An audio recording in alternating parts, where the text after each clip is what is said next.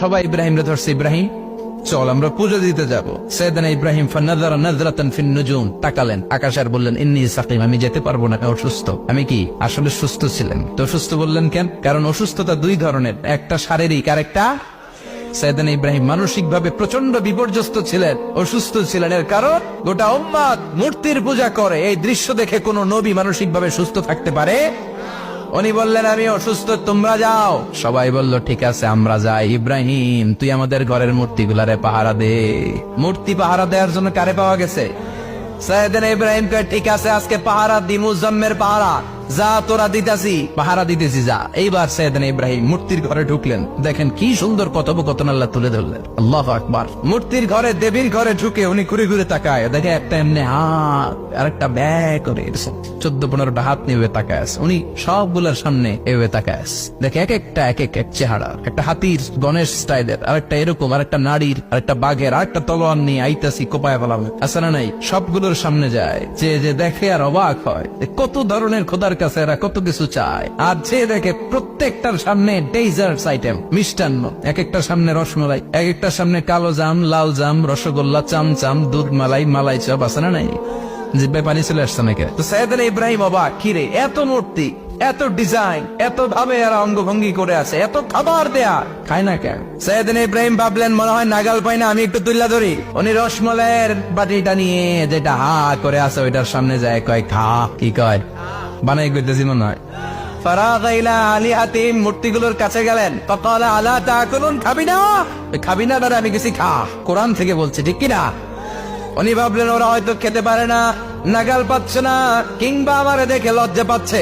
নিচ থেকে রসমালাইয়ের বাটি তুলে ধরলেন, উনি বললেন খা, আর ওগুলা কয় হা হা করে নিচ্ছে, নড়েও না সরেও না। উনি মুখের সামনে তুলে ধরে বললেন আলা তাকুলুন, খা।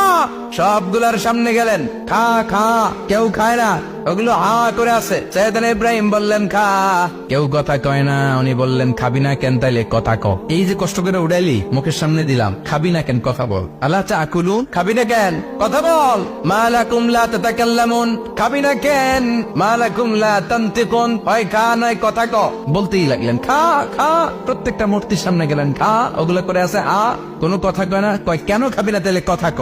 খায়ও না, কথাও কয় না। আপনার ছেলে বায়না ধরছে, আব্বা চানাচুর দাও, কি খাম? চানাচুর কিনে দিলেন, এই নে চানাচুর। এখন চানাচুর খায় না। কিরে বাপ খাবি না কেন? কথাও কয় না, খায়ও না, কথাও কয় না। এখন বাকি আছে কোনটা? কথা কর। ফারাগা আলাইহিম দারবাম বিল ইয়ামিন, ডান হাতে কোপানো শুরু করলেন, ইচ্ছা মতো খুশি কিল মারতে মারতে মূর্তিগুলার সাইজ। ফারাগা আলাইহিম দারবাম বিল ইয়ামিন, এক একটা নবীর হাতে জান্নাতি শক্তি দিয়েছে কে? খা নাইলে কথা ক। খায় না, কথাও কয় না, বাকি আছে মায়ের। মারতে শুরু করলেন, মারতে মারতে সব শেষ। তারপরে খুঁজে পেলেন একটা কুড়াল। কি পেলেন? কুড়াল দিয়ে মারতে আরো সুবিধা, খালি এটারে এভাবে মারে, ওইভাবে মারে। মারতে মারতে যতগুলো মূর্তি ছিল সবগুলো মেরে বড় মূর্তিটার গায়ে মারতে যাবে, in the meantime stop, কয় না এটারে মারো না। ফাজআলাহুম জুদাদান, সবগুলারে টুকরা টুকরা, ইল্লা কাবীর আল্লাহুম, 12টা ছাড়া ওইটারে রেখে দিলেন। আর বুদ্ধি করে কুড়ালটারে বড়টার কান্দে ঝুলাইয়া দিলেন, বড় মূর্তিটার কাদের মধ্যে ঝুলাই দিলেন। ঘটনাটা সুন্দর হয়েছে না? এখন কেমন যেন মনে হয় এটা কুপাইয়া দাঁড়া রয়েছে বাবার বেটার মতো। বড় পূজার শেষ, পূজার দিনক্ষণ শেষ। বিকেল বেলা পূজা মণ্ডপ থেকে সব এসে দেখে সর্বনাশ। পাহারাদার ইব্রাহিম কই, আনতা ফাআলতা হাযা বিআলিহাতিনা ইয়া ইব্রাহিম। ইব্রাহিম সর্বনাশ কে কইছে? তুই কইছত নি? কই আইনো, বড়টাই কইছে, ওইটারে জিজ্ঞেস করো। বল ফাআলাহু কাবীরুহুম হাযা ফাসআলুহুম ইন কানু ইয়ানতিকুন, কোরআন থেকে বলছে, আমি করি নাই। ওই দেখ কুড়ালটা কার কান্দে, বড়টার কান্দে, ওইটারে জিগা। সবাই কই খাইছে। সবাই বলে ইব্রাহিম তুমি কি জানো না এগুলো কথা বলে না? সাইয়েদনা ইব্রাহিম বলে যে এটা কথা কয় না, ওইটার পূজা করস কেন? যেটা কথা বলে না, যেটা নিজেরাই নিজেদেরকে মায়ের থেকে বাঁচাতে পারে না, নিজেরাই নিজেদেরকে রক্ষা করতে পারে না, তোরে কিভাবে রক্ষা করবে? এগুলোর পূজা কেন করিস? ফাবুহিতাল্লাযী কাফার, কারো কোনো জবাব নাই, লাজা। সবাইকে ইব্রাহিম তুই বড্ড বেড়ে গিয়েছিস, তোরে নমরুদের কাছে নেওয়া হবে, রশি দিয়ে পেঁচিয়ে নমরুদের কাছে নেওয়া হবে। নমরুদের নাম শুনছেন? শোনেন নাই বোধহয়, শোনেন নাই?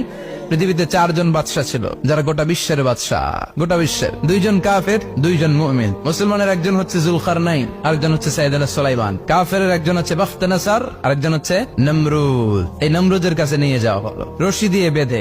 এবার নমরুদের সাথে কি ডায়ালগ মারছে এটা তো আর কোরআনে নাই, কথা কও। এটাও আছে। নমরুদ বলে, ইব্রাহিম শুনলাম তুমি নাকি আমাদের খোদাগুলারে মারছো, তুমি নাকি কোন আল্লাহর ইবাদত করো, তুমি নাকি কোন নতুন রবের তথ্য নিয়ে আমাদের বাবেল নগরীতে আগমন করেছো। আমি ছাড়া কোনো খোদা আছে বলে তো আমি শুনি নাই, এই বাবেল নগরীতে আমি ছাড়া কোনো খোদা আছে আজকে নতুন শুনলাম। কে তোমার খোদা, কি তার পাওয়া? এবার ডায়ালগ মারা শুরু করলেন সাইয়েদনা ইব্রাহিম। সাইয়েদনা ইব্রাহিম বললেন, রব্বি আল্লাযী ইউহয়ী ওয়া ইউমীত, আমার রব এমন রব যিনি জীবন দেয় আবার মরণও দেয়। নমরুদ বলে, তাই তোমার আল্লাহ জীবন দেয় মরণ দেয়? আনা উহয়ী ওয়া উমীত। এবার নমরুদ ডায়ালগ মারতেছে,